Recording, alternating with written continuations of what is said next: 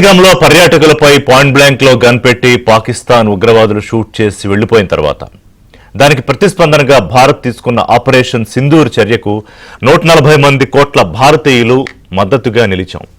భారత ప్రభుత్వం ఏ చర్యలు తీసుకున్నా, ఉగ్రదేశంపై ఎలాంటి చర్యలు తీసుకున్నా మేమంతా మీ వెనకాలే ఉన్నామని మద్దతిచ్చాం. కానీ ఇది మనం చూస్తున్నది ఒక కోణం మాత్రమే. ఈ 140 కోట్ల మందిలోనే భారతదేశంతో కాకుండా, భారత ప్రభుత్వంతో కాకుండా, భారతీయులతో కాకుండా పాకిస్తాన్ వైపు ఉన్న దేశ ద్రోహులు ఉన్నారు. ఎస్, మీరు వింటోంది నిజం. మన పక్కనే ఉంటారు ఏదో ఒక రూపంలో. వాడు ఒక లిఫ్ట్ మెకానిక్గా ఉంటాడు, లేకపోతే ఏదో కిరాణా షాప్ నడుపుకుంటూ ఉంటాడు, లేకపోతే సైకిల్ పంక్చర్లు వేసుకుంటూ ఉంటాడు, లేకపోతే సెక్యూరిటీ గార్డుగా ఉంటాడు. ఇది పైకి వాళ్ళు వేసిన వేషం మాత్రమే. దాని వెనకాల వాళ్ళు చేస్తున్న పనులు చూస్తే ఒళ్ళు గగురు పొడుస్తుంది. వాళ్ళ గురించి మాట్లాడే ముందు జ్యోతి మల్హోత్రా, అసలు ఈ సంచలనం ఎక్కడ మొదలైందంటే, ఈ జ్యోతి మల్హోత్రా అనే అమ్మాయి ఒక యూట్యూబర్, అంటే ట్రావెల్ వ్లాగ్స్ ఈ మధ్య చాలా ఎక్కువ మంది చేస్తున్నారు. హర్యానాకు చెందిన జ్యోతి మల్హోత్రా విషయం ఒక్కొక్కటి బయటకు వస్తుంటే ఎన్ఐఏ అధికారులు ఆశ్చర్యపోతున్నారు. ఈమె ట్రావెల్ వ్లాగ్స్కి ఫస్ట్ క్లాస్ విమాన ప్రయాణాలు, 5 star luxury hotels, travel vlogs చేస్తే యూట్యూబర్లో ఎన్నో వస్తాయి, ఎన్నో వ్యూస్ వస్తాయి, కొంత డబ్బులు వస్తాయి, దాంట్లోనే మళ్ళీ ప్రయాణాలకు ఖర్చు పెట్టాలి. ఒక ఫస్ట్ క్లాస్ విమాన ప్రయాణం చేయాలంటే సాధారణ ప్రయాణంతో పోలిస్తే 5 రెట్లు ఎక్కువ. విదేశాల్లో లగ్జరీ హోటల్స్లో ఉండాలంటే కనీసం మన కరెన్సీలో చూసుకుంటే 20 నుంచి 25,000 పైమాటే.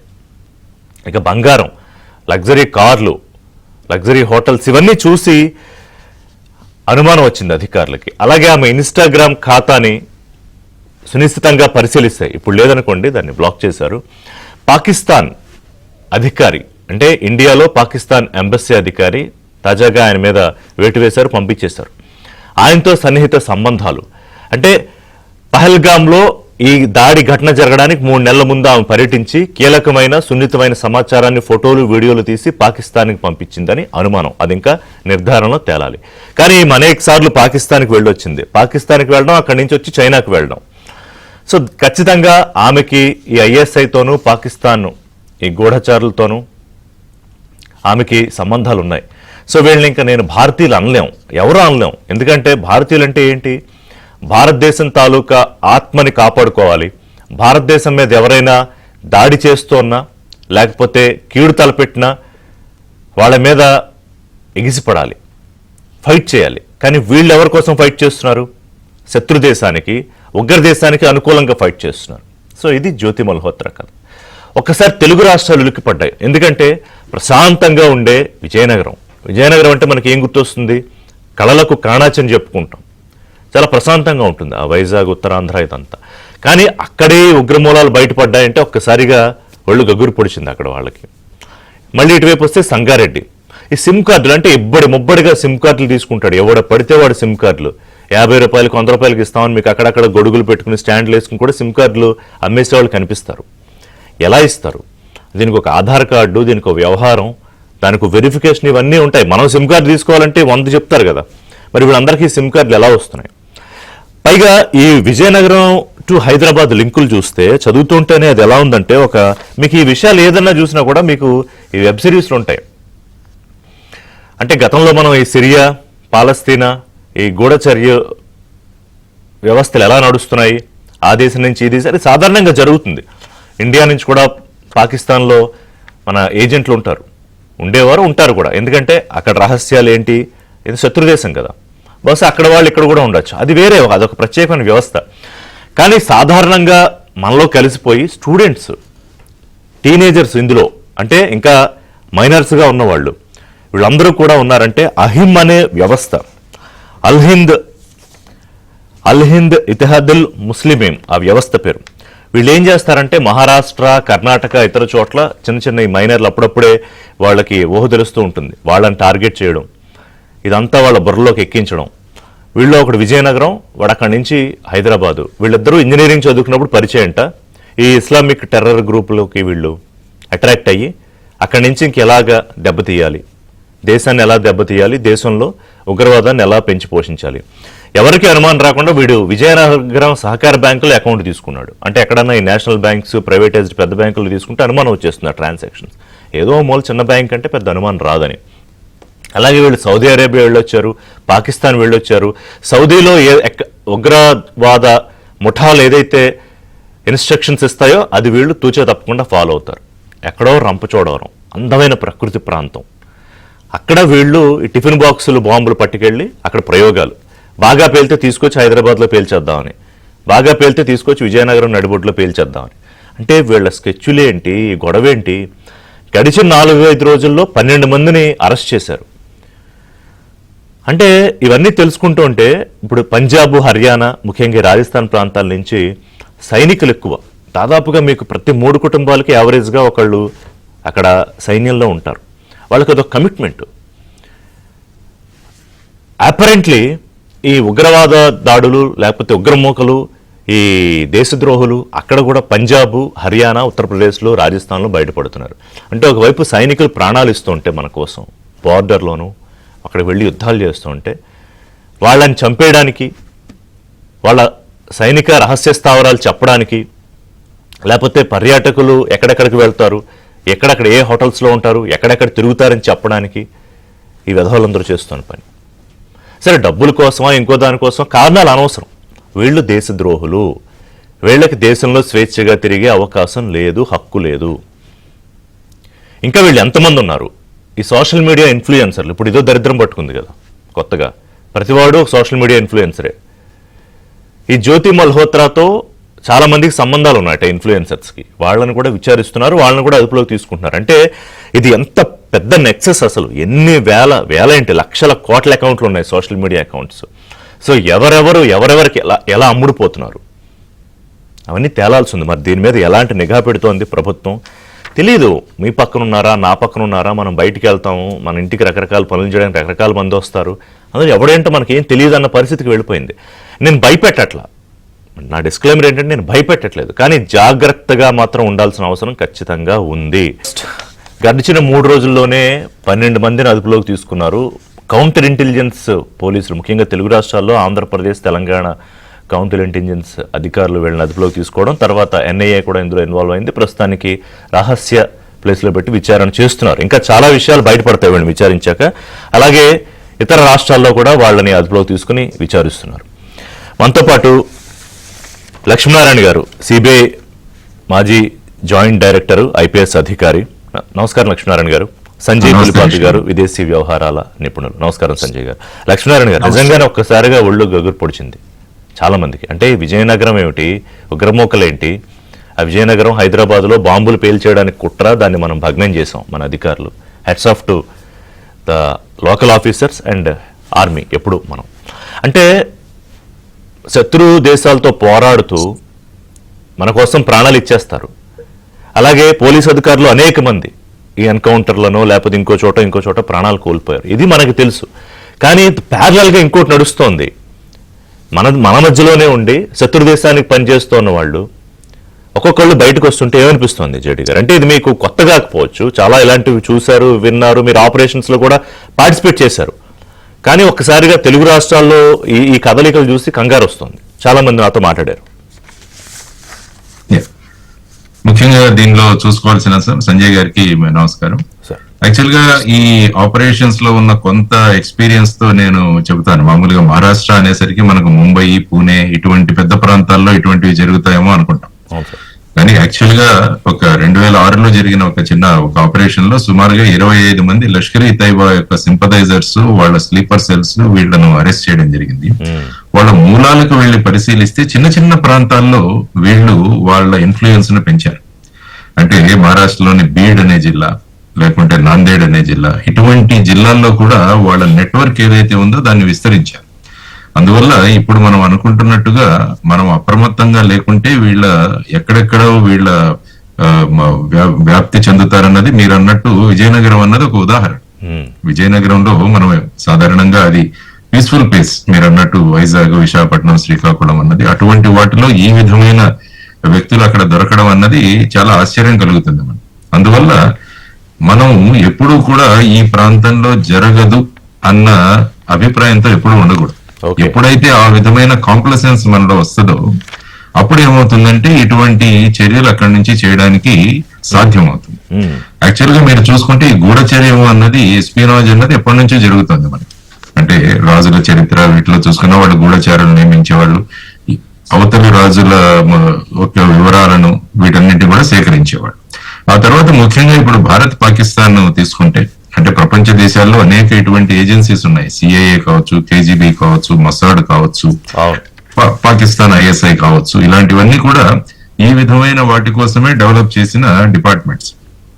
అందులో మీరు ముఖ్యంగా చూసుకుంటే 2 రకాలుగా వీళ్ళు ఇంటెలిజెన్స్ కలెక్ట్ చేస్తారు. ఒకటి హ్యూమన్ ఇంటెలిజెన్స్, అంటే మనుషుల నుంచి ప్రత్యక్షంగా వాళ్ళు సమాచారం సేకరించడం. రెండవది వచ్చేసి మోడర్న్, అంటే ఈ సైబర్ ఇంటెలిజెన్స్, ఈ వెబ్సైట్స్ లేకుంటే సోషల్ మీడియా ఇటువంటి వాటిని ఉపయోగించి వాళ్ళు అటు వ్యూహాత్మకమైన ఇన్ఫర్మేషన్, అంటే స్ట్రాటజిక్ ఇన్ఫర్మేషన్ అంటాం, ఆ తర్వాత మిలిటరీ ఇంటెలిజెన్స్, మిలిటరీకి సంబంధించిన ఇంటెలిజెన్స్, ఆ తర్వాత పొలిటికల్ ఇంటెలిజెన్స్, రాజకీయ, ఈ 3 కూడా వాళ్ళు కలెక్ట్ చేసుకుంటుంటారు. యాక్చువల్ గా మీరు ఐఎస్ఐ చూస్తే 1948లో స్థాపించబడింది పాకిస్తాన్ లో. అంటే మన కశ్మీర్ మీద వారు దురాక్రమణ చేసిన తర్వాత అది 65-71 యుద్ధాల తర్వాత చాలా బలోపేతమైంది ఐఎస్ఐ అన్నది. ఆ తర్వాత ముఖ్యంగా వీళ్ళు 1971 వారి తర్వాత ఇక్కడ ఖలిస్తాన్ యాక్టివిటీస్ ఏవైతే పంజాబ్ లో జరిగాయో, ఆ తర్వాత కశ్మీర్ లో జరుగుతున్న యాక్టివిటీస్ కి వీళ్ళు అటు ఫండింగ్ గానీ లేకుంటే వెపన్స్ గానీ ఇలాంటివన్నీ కూడా సప్లై చేయడం మొదలు పెట్టారు. సో ఇది బేసిక్ గా మన భారతదేశంలో జరుగుతున్న గూఢచర్యం. ఇవి వ్యవస్థలు మీరు చెప్పినవన్నీ కూడా పలు దేశాలకు సంబంధించి వ్యవస్థలు. కానీ ఇప్పుడు జ్యోతి మల్హోత్రా ఒక యూట్యూబర్, ట్రావెల్ బ్లాగర్, లేకపోతే విజయనగరంలో ఒకడు, సరే వాడు ఉగ్రవాదం దానికే అట్రాక్ట్ అయ్యారు, సమీరు ఇంకొకతను ఇంజనీరింగ్ లోనే కలిశారు. తర్వాత ఒక 12 మందిని అరెస్ట్ చేశారు సార్ ఈ 4 రోజుల్లో. వీళ్ళందరూ అంటే ఇక్కడ మతం గురించి అని కాదు, సాధారణంగా కొంతమందికి ఒక అభిప్రాయం ఉంటుంది కదా, దాన్ని చెరిపేయాలని చెప్తున్నాను అంతే నేను. అంటే ఉగ్రవాదానికి మతం ఉండదు, లేకపోతే వాళ్ళకి సహాయం చేసే వాళ్ళకి అనేది మనం పలు సందర్భాల్లో చెప్పుకుంటాం. ఇప్పుడు ఇందాక నేను ఇంట్రడక్టరీ దాంట్లో చెప్పినట్టు ఈ పంజాబ్, హర్యానా, రాజస్థాన్ లోంచి వాళ్ళకి చాలా మంది సైన్యంలో ఉంటారు.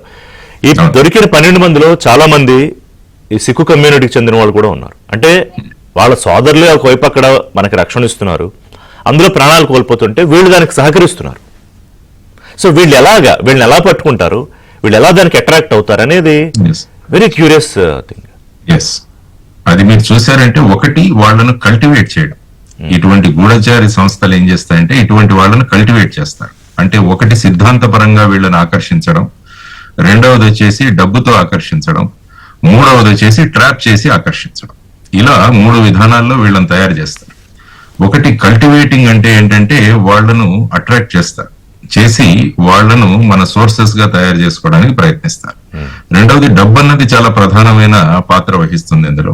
ఆ తర్వాత వచ్చేసి ట్రాప్ చేయడం. ఫర్ ఎగ్జాంపుల్ హనీ ట్రాప్స్ అని ఈ మధ్య మనం చూస్తున్నాం.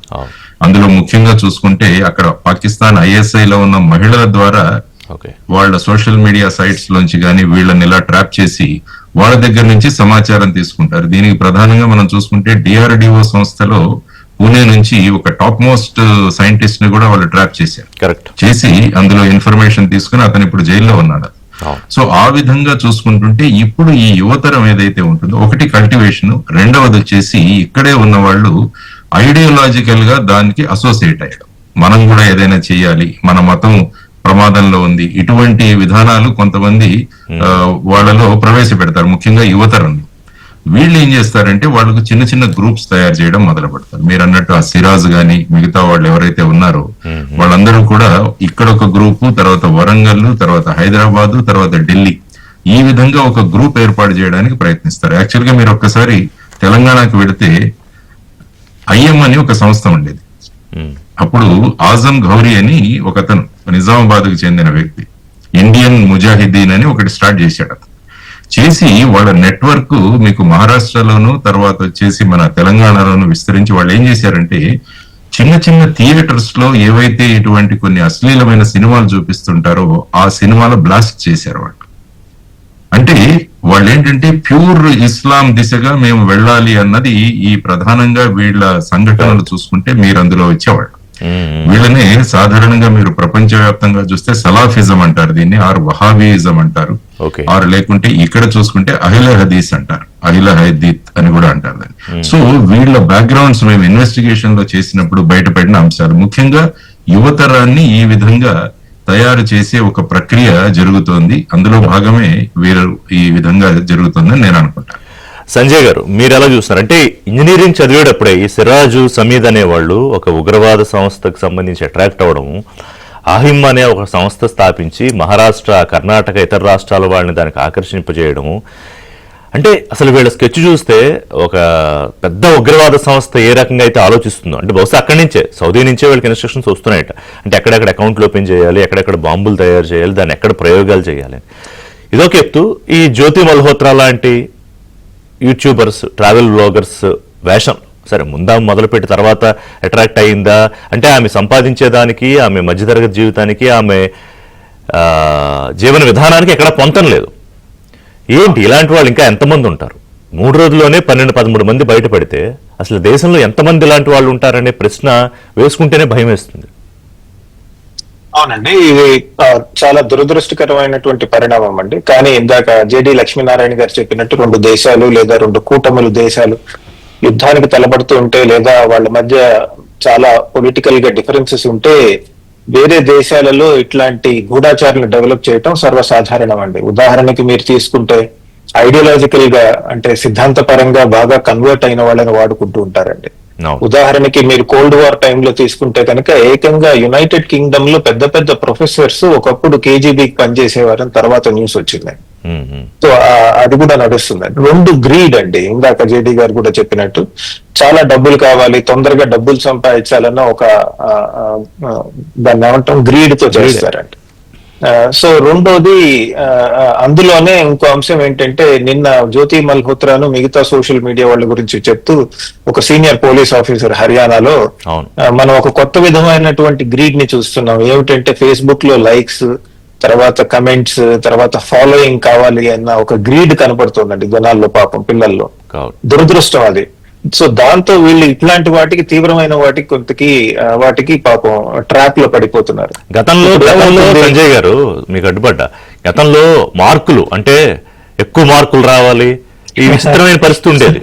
మీకు కాలేజీలో పుట్టుకొడుకులో పుట్టుకొచ్చి 1, 2. ఇప్పుడు ఈ లైక్లు ఒక పోస్ట్ పెడితే ప్రతి 10 నిమిషాలకు ఒకసారి చూసుకోవడం. అవునండి. సో అది చాలా డేంజరస్ పరిణామాలకి దారి తీస్తుందండి. నిన్న హర్యానాలో పోలీస్ ఆఫీసర్ కూడా అదే చెప్తున్నారు. చాలా మంది ఇట్లాంటి వాటిల్లో పడి వీళ్ళకి లొంగిపోతున్నారు అని. ఏమవుతుంది, ఇప్పుడు ట్రావెలర్ గానో ఏదో యూట్యూబ్ ఓపెన్ చేస్తే పాకిస్తాన్ లో మిషనరీ పెట్టి వాటికి లైక్స్ ఇప్పిస్తారు, వాటికి పబ్లిసిటీ ఇప్పిస్తారు. అప్పుడు ఏమవుతుందంటే వీళ్ళకి మనకి ఫాలోయింగ్ పెరిగింది అన్న ఒక ఫాల్స్ సెన్స్ ఆఫ్ ఇంపార్టెన్స్ వస్తుందండి. దాంతో కూడా వీళ్ళు ఇలాంటి వాటికి లోన్ అవుతూ ఉంటారు. ఒక్కొక్కసారి ఏమవుతుందంటే గ్రీవెన్సెస్ ఉంటాయండి. అంటే నన్ను గుర్తించట్లేదు సమాజం, లేదా నన్ను ఎవరు పట్టించుకోవట్లేదు, లేదా నేను పనిచేస్తున్న వ్యవస్థలో నన్ను ఎవరు గుర్తించట్లేదని. ఉదాహరణకి అమెరికాలో ఆల్డ్రిచ్ ఎయిమ్స్ అనే వ్యక్తి సిఐఏలోనే కౌంటర్ ఇంటెలిజెన్స్ పనిచేసేవాడు. అంటే వేరే గూఢాచారులు మన దేశంలో ఎలా పనిచేస్తున్నారు అని పట్టుకోవటానికి క్రియేట్ చేసిన డివిజన్ లో, వ్యవస్థలో ఆయన హెడ్ చేసేవాడండి.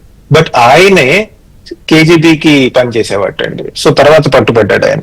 ఎందుకు ఇలా చేశావంటే నా తెలివితేటలు ఇవి నన్ను ఎవరు గుర్తించలేదు. అఫ్ కోర్స్ ఆయనకి డబ్బులు వచ్చాయి, బట్ మూల కారణం ఏంటంటే ఒక్కొక్కసారి మనం పనిచేస్తున్న వ్యవస్థ మీద ఎంత ద్వేషం పెంచుకుంటారంటే దేశానికి మనం హాని తలబెడుతున్నామా అన్న విషయం కూడా మర్చిపోతారండి.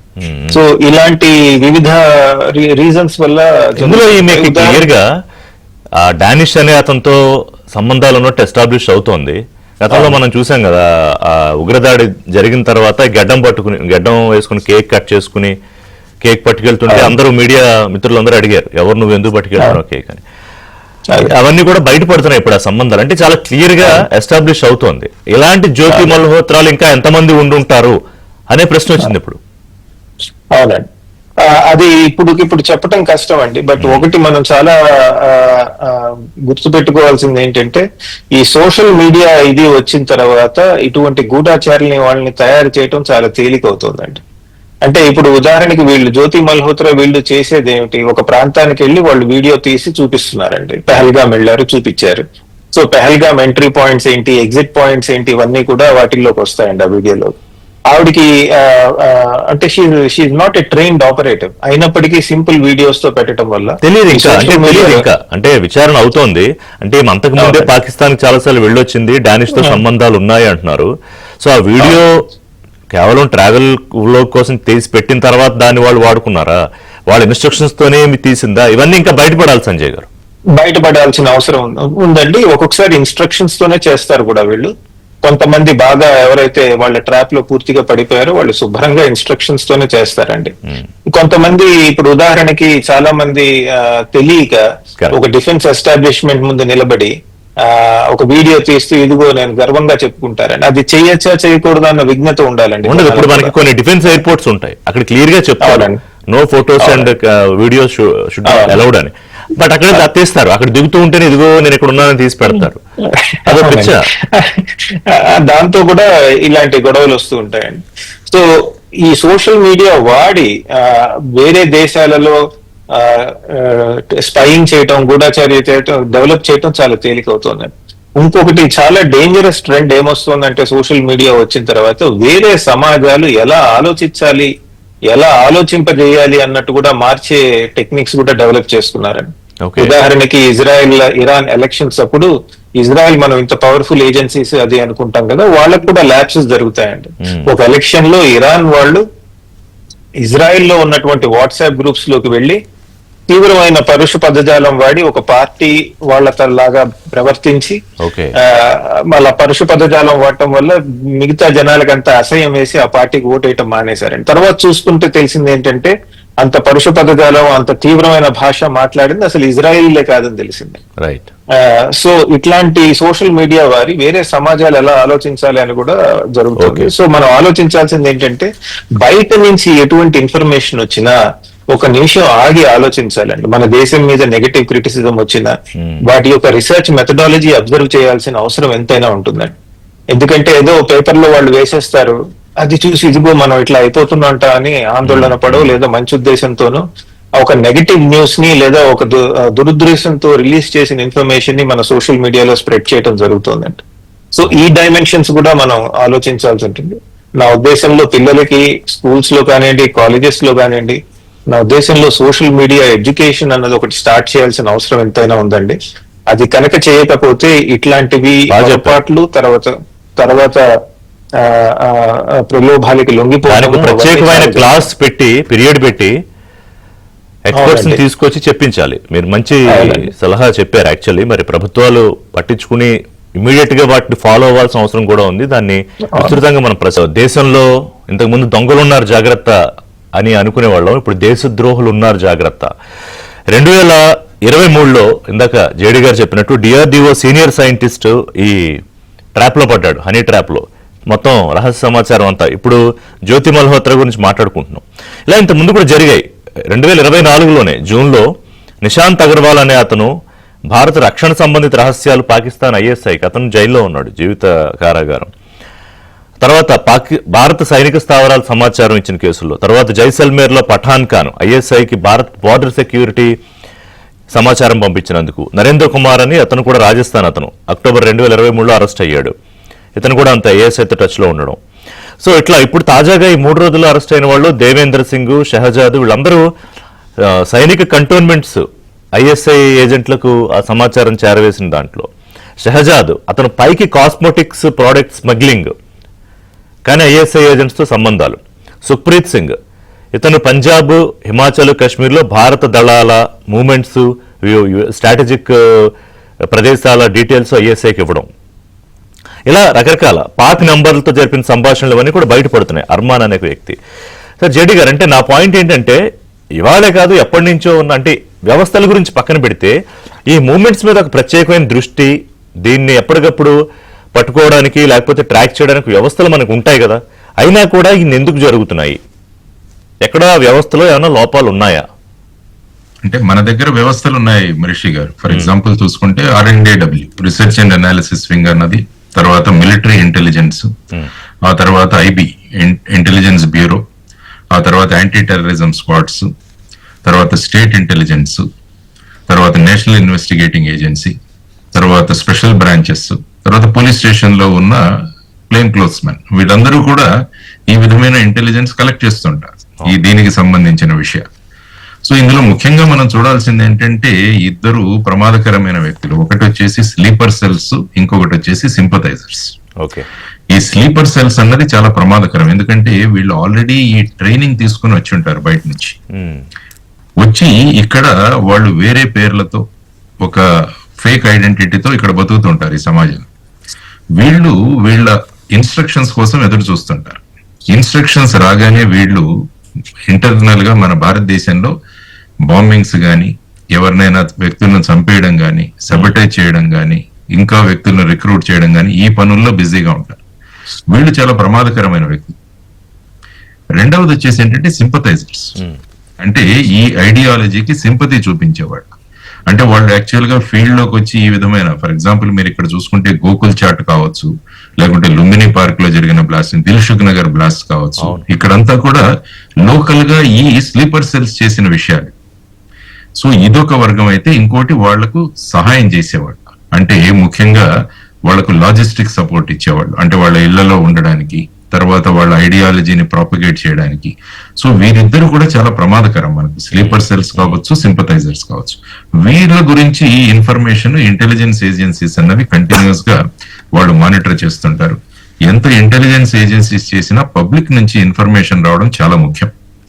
ఎందుకంటే ప్రతి పౌరుడు కూడా ఒక ఇంటెలిజెన్స్ వ్యక్తిగా పనిచేయగలిగితే, అంటే తన చుట్టూ జరుగుతున్న యాక్టివిటీస్ ఏవైతే ఉన్నాయో వాటి గురించి ఒక కన్ను వేసి ఉంచడం, ఎవరైనా సందేహాత్మకంగా ఎవరైనా తిరుగుతున్నా వాటి గురించి సమాచారం అందజేయడం, ఇలాంటివన్నీ కూడా చేయాల్సిన బాధ్యత పౌరుల మీదగా ఉంది. అట్ ది సేమ్ టైం పౌరులు అందించిన ఇన్ఫర్మేషన్ ని కాన్ఫిడెన్షియల్ గా ఉంచడం, వాళ్ళ పేర్లు బయటికి రాకుండా ఉండడం చూడడం, ఇది కూడా పోలీసుల బాధ్యత. అంటే దీనికి అవేర్నెస్ ఎలాగా? ఇప్పుడు ఎవరికో ఒక అనుమానం వచ్చింది అనుకోండి, ఎక్కడో ఓ మారుమూల ప్రాంతంలో, ఇప్పుడు విజయనగరమే అనుకుందాం, సపోజ్ ఎవరో ఒక మహిళకి ఆ పక్కన ఉన్న ఎవడికో ఒక అనుమానం వచ్చింది, వీడేంటో తేడాగా ఉన్నాడని.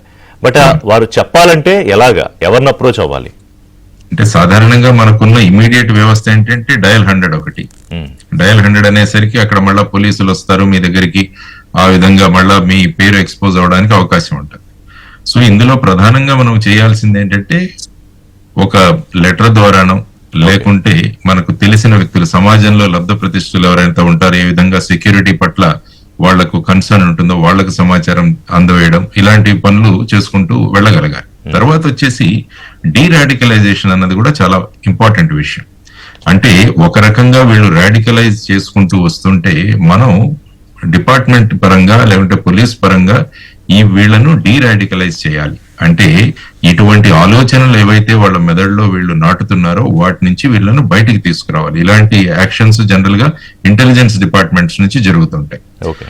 సో ఈ విధంగా మనం అటు స్లీపర్ సెల్స్ గానీ వీటిలను కనుక యాక్టివేట్ చేయాలి, వాటిలన్నింటినీ కూడా వాటి ఇన్ఫర్మేషన్ మనం తీసుకురాగలగాలి, వీటిని డీయాక్టివేట్ చేయగలగాలి. రాబోయే కాలంలో వీళ్ళంతా కూడా టిప్ ఆఫ్ ది ఐస్బర్గ్. ఇప్పుడు మీరు అన్నట్టు ఈ 12 మంది ఎవరైతే ఉన్నారో వీళ్ళు మోస్ట్లీ యూట్యూబర్స్, ఇలాంటి ఫోటోగ్రాఫ్స్ చేసి కానీ యాక్చువల్ స్లీపర్ సెల్స్ ఏవైతే ఉన్నాయో, ఎందుకంటే మా ఇన్వెస్టిగేషన్స్ లో అక్కడ చేస్తున్నప్పుడు తేలిన అంశం ఏంటంటే, చాలా మంది ఆ సమయంలో ఇరాన్ ద్వారా పాకిస్తాన్ కి వెళ్లి అక్కడ ట్రైనింగ్ తీసుకుని వచ్చిన వాళ్ళు. కాబట్టి ఇప్పుడు ఏంటంటే పోలీసు విభాగం నుంచి ఇమిగ్రేషన్ ఏదైతే జరుగుతుందో అక్కడ నుంచి ఈ దేశాలకు వెళ్లిన వాళ్ళ లిస్ట్ అంతా చేసి కన్సర్న్డ్ ఇంటెలిజెన్స్ ఏజెన్సీస్ వాళ్ళ మీద వాచ్ చేయాలి, వీళ్ళు ఏం చేస్తున్నారు, ఎందుకు వెళ్లారు ఈ దేశాలు. అంటే ఇప్పుడు ఈ కదలికల మీద సాధారణంగా ఒక నిఘా ఉంటుందిగా. సపోజ్ ఇప్పుడు జ్యోతి మల్హోత్రా అనేక సార్లు పాకిస్తాన్ వెళ్లారు, అక్కడి నుంచి చైనా వెళ్లారు. ఈ 12-13 మందిలో కొంతమంది సౌదీ వెళ్ళొచ్చారు, 2-3 సార్లు పాకిస్తాన్ వెళ్ళొచ్చిన వాళ్ళు ఉన్నారు. అంటే ఈ మూమెంట్ మీద, అంటే పాకిస్తాన్ వెళ్లే ప్రతి వాడి మీద నిఘా ఉంటుందా అని కాదు, కొంచెం రెగ్యులర్ యాక్టివిటీస్ ఉన్న దాని మీద ఒక నిఘా ఉంటుందా? ఉంటుంది. ఎందుకంటే ప్రతి ఎయిర్పోర్ట్ లో ఇమిగ్రేషన్ ఉంటుంది. మనకి బయట దేశాలకు వెళ్ళాలంటే ఇమిగ్రేషన్ ఛాలెంజ్ నుంచి వెళ్ళాలి, తర్వాత మన పాస్పోర్ట్ మీద స్టాంపింగ్ అవుతుంది, ఆ తర్వాత డీటెయిల్స్ కూడా ఉంటాయి. సో ఈ డీటెయిల్స్ ని మళ్ళా మనం ఫిల్టర్ చేసి మెయిన్ గా ఎక్కువ సార్లు ఫ్రీక్వెంట్ గా వెళుతున్న వాళ్ళు ఎవరు, ఈ ఇన్ఫర్మేషన్ అంతా కూడా లోకల్ లెవెల్లో ఇంటెలిజెన్స్ వాళ్ళు అనలైజ్ చేయాలి. ఇది చాలా ఇంపార్టెంట్ విషయం. తర్వాత బయట నుంచి ఎవరు వస్తున్నారు అన్నది కూడా, ఆ ఇమిగ్రేషన్ కూడా చాలా ఇంపార్టెంట్. మనకు ఎక్కడ వస్తున్నారు, ఎక్కడ షెల్టర్ తీసుకుంటున్నారు, ఇవన్నీ కూడా ఇప్పుడు చేయాల్సిన ప్రధానమైన అంశం. ఇది జరుగుతూ ఉంటుంది.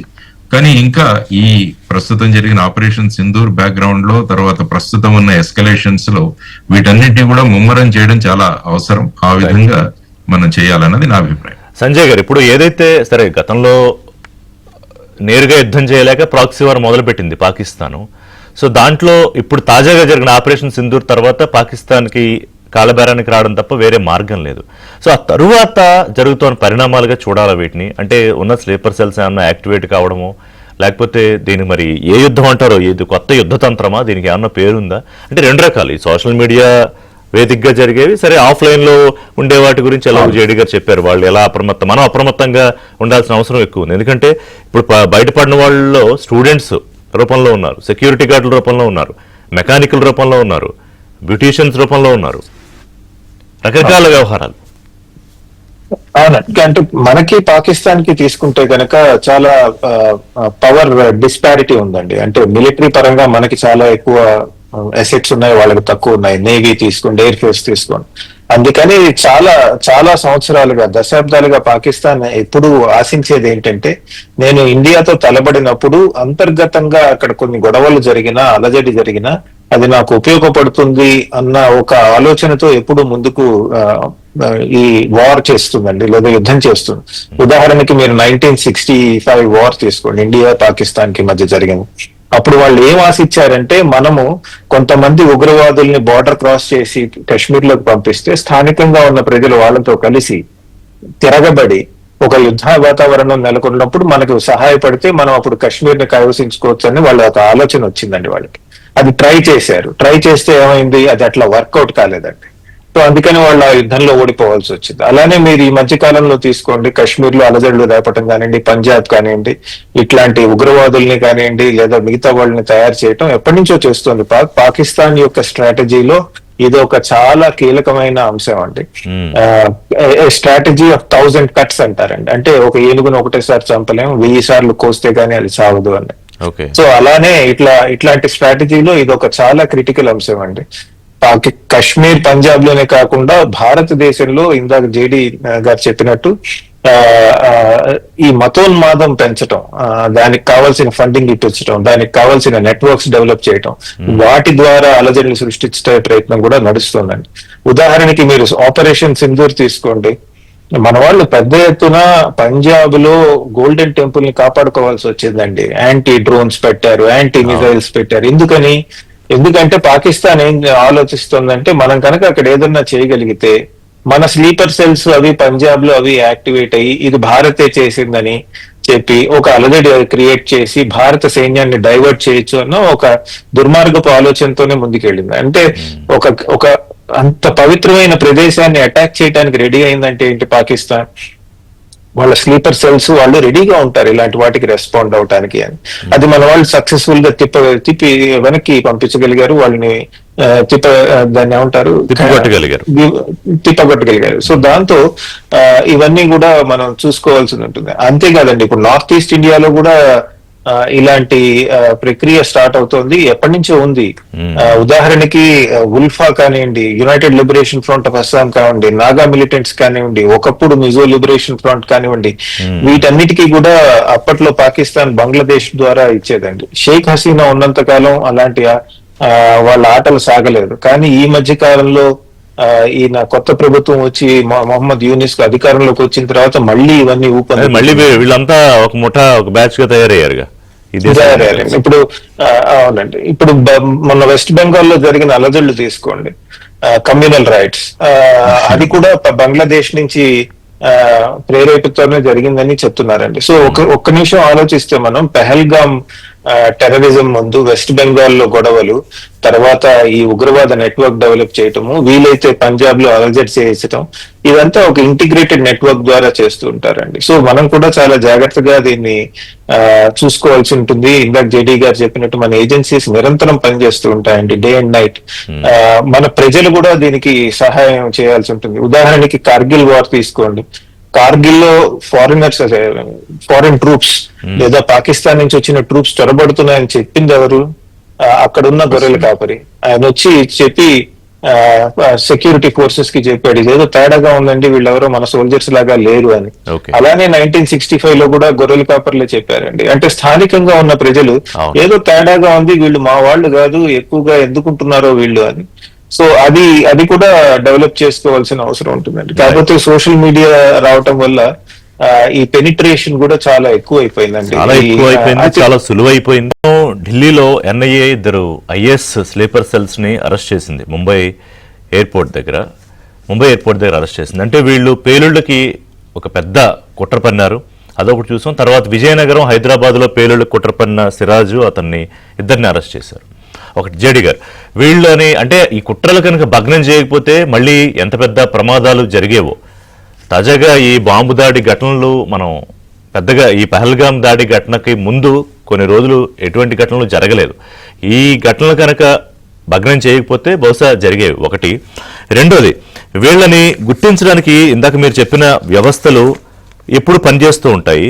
కాకపోతే ఇంకా ప్రత్యేకంగా లోకల్ గవర్నెన్స్ బాడీస్ తీసుకోవాల్సిన చర్యలు ఏమిటి, అలాగే ఎక్కడికక్కడ ఈ పౌరులు తీసుకోవాల్సిన చర్యలు ఏంటి? వ్యవస్థలు ఎలాగో ఆ పని చేస్తూ ఉంటాయి ఎప్పటికప్పుడు, కానీ ఇంకా బయటకి కొన్ని మరి ఆ లీకేజ్లు అనాలా, లేకపోతే ఎట్లా అవుతోంది?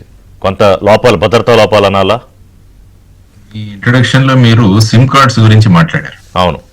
అంటే ఒకే వ్యక్తి సుమారుగా 950 సిమ్ కార్డ్స్ తీసుకున్నాడని వెలుగులోకి వచ్చింది మనకి. సాధారణంగా ఈ సిమ్ కార్డ్స్ ఏంటంటే మనము ఆధార్ కార్డులో ప్రూఫ్ ఇస్తుంటారు. అవును. మీరు చూసుకుంటే చాలా మంది హోటల్స్ లో మనము దిగినప్పుడు ఆధార్ కార్డు ఇస్తుంటాం, మన ఐడెంటిటీ వెరిఫికేషన్. వాళ్ళు వెంటనే ఇక్కడ దాన్ని ఒక జిరాక్స్ తీసుకొని మనకు ఆధార్ కార్డు రిటర్న్ చేస్తారు. కరెక్ట్. కానీ మనం వికెట్ చేసిన తర్వాత ఈ జిరాక్స్లు ఏమవుతున్నాయన్నది ఒకసారి ఆలోచించాలి మనం. అంటే ఈ జిరాక్స్లు బయట మార్కెట్ లోకి వస్తే మళ్ళీ వీటిని ఇచ్చేసి వాళ్ళు సిమ్ కార్డ్స్ తీసుకుంటున్నారు. అందుకనే మీరు సంచార్ నెట్ లోకి ఒకసారి వెళ్ళి మీ ఆధార్ కార్డు మీద ఎన్ని సిమ్స్ ఉన్నాయో మీరు చూసుకోవచ్చు. ఈ విధమైన ప్రమాదం ఉంది. కాబట్టి నేను మీ ద్వారా అందరికీ చెప్పడం ఏంటంటే, మీరు హోటల్స్ లో దిగుతున్నప్పుడు don't give your Aadhaar card as your proof. Okay. మీ ఓటర్ ఐడెంటిటీ కార్డో లేకుంటే డ్రైవింగ్ లైసెన్స్ ఇవ్వండి. ఆధార్ కార్డ్ అన్న దాని మీద ఇటువంటి ఫ్రాడ్స్ జరుగుతున్నాయి. కాబట్టి అదొకటి చేసుకోవాల్సిన విషయం. ముఖ్యంగా ఈ పహల్గావ్ సంఘటన మీరు తీసుకుంటే అక్కడ కూడా అంతర్గతంగా భారతదేశంలో హిందూ ముస్లింల మధ్య డివైడ్ సృష్టించడానికి అక్కడ టెర్రరిస్టులు ఎవరైతే ఉన్నారో వారు జాతి మతం అడిగి వాళ్ళని చంపడం జరిగింది. ఇది కూడా పాకిస్తాన్ ఐఎస్ఐ యొక్క మేజర్ ప్లాన్. అంటే అంతర్గతంగా భారతదేశంలో అల్లకల్లోలం సృష్టించాలి అన్నది ఒక ప్లాన్. కానీ భారతదేశం సంఘటితంగా మనం అందరం కూడా నిలబడ్డాం. ఇది మనం ప్రధానంగా చూసుకోవాల్సిన. కాబట్టి ఇటువంటి ప్రయత్నాలు జరుగుతూనే ఉంటాయి.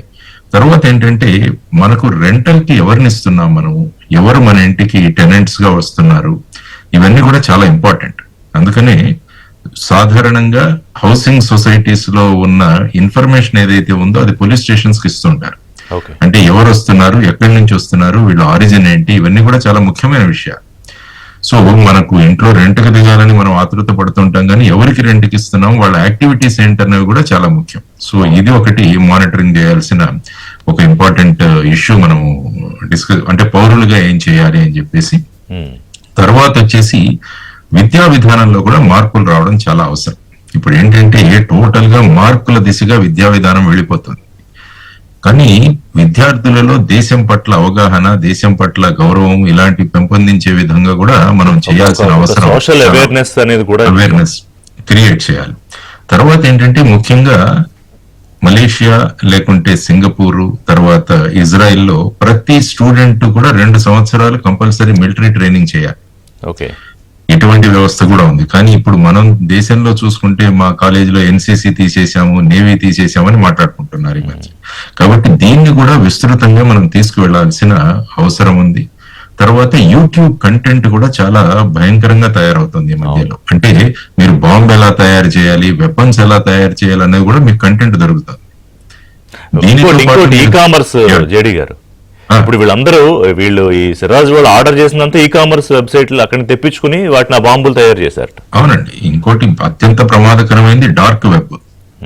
డార్క్ వెబ్ అన్నది ఇంకోటి అత్యంత ప్రమాదకరం. అది ఓపెన్ గా మనకు బ్రౌజర్స్ లో దొరకవు, కానీ కొన్ని స్పెషల్ సాఫ్ట్వేర్స్ డౌన్లోడ్ చేసుకుంటే దాన్ని కూడా యాక్సెస్ చేయొచ్చు. దాని ద్వారా నార్కోటిక్స్ తెప్పించుకునే వాళ్ళు ఉన్నారు, వెపన్స్ తెప్పించుకునే వాళ్ళు ఉన్నారు. ఇలాంటి ప్రమాదాలు చాలా ఉన్నాయి. ఆ తర్వాత ఏంటంటే ఈ సోషల్ మీడియా ఛానల్స్ లో కూడా ఆధార్ లింక్డ్ చేయాలి. ఇప్పుడు చూసుకుంటే ఎవరి పేరు మీదైనా కూడా వాళ్ళు సోషల్ మీడియాలో ఒక ఇది క్రియేట్ చేసుకోవచ్చు అకౌంట్. తర్వాత ఇవన్నీ కూడా ప్రభుత్వ పరంగా తీసుకోవాల్సిన చర్యలు ఆ విధంగా చేసుకుంటూ ప్రజల్లో కూడా అవేర్నెస్ పెంచి మనకున్న థ్రెట్ ఏంటి, దాన్ని ఏ విధంగా మనం కౌంటర్ చేయాలి, as a citizen what is your responsibility అన్నది కూడా మనం ప్రచారం చేయగలిగితే దీని మీద క్యాంపెయిన్ లాంటిదే రన్ చేయాలి మీరు చెప్తున్నారు. క్యాంపెయిన్ ఏంటంటే ఇది ఒక ఈవెంట్ లాగా ఉండకూడదు, ఇది కంటిన్యూస్ గా రన్ చేయాలి. ఈ ఈవెంట్ జరిగింది, పైల్గావ్ జరిగింది, తర్వాత ఇది చేశాము, ఆ తర్వాత కొన్ని రోజులకి ఇది సమస్యపై మళ్ళీ ఏదో సాధారణంగా పడిపోతాం, మళ్ళీ వాళ్ళ పని వాళ్ళు మొదలు పెడతారు, వాళ్ళ కాంప్లసెన్స్ వచ్చేస్తుంది. ఎప్పుడు కూడా కాంప్లసెన్సీ రాకుండా దీన్ని ముందుకు తీసుకెళ్లాలన్నది నా సలహా. సంజయ్ గారు ఏం చెప్తారు? ఒకటి, ఈ పంజాబ్ లో జలంధర్ లో ఒకడు ఎవరైతే మహమ్మద్ ముత్తాజ్ అలీ అని అరెస్ట్ చేశారో వాడు ప్రత్యేకమైన యాపే తయారు చేసేటండి. అంటే వాడి తెలివితేటలని దేనికి వాడాడో చూడండి. యాప్ తయారు చేసి దాని ద్వారా ఈ గూఢచర్య కార్యకలాపాలు. అవునండి, జేడీ గారు చెప్పినట్టు మనం ఇది చాలా సీరియస్ ప్రాబ్లం అండి.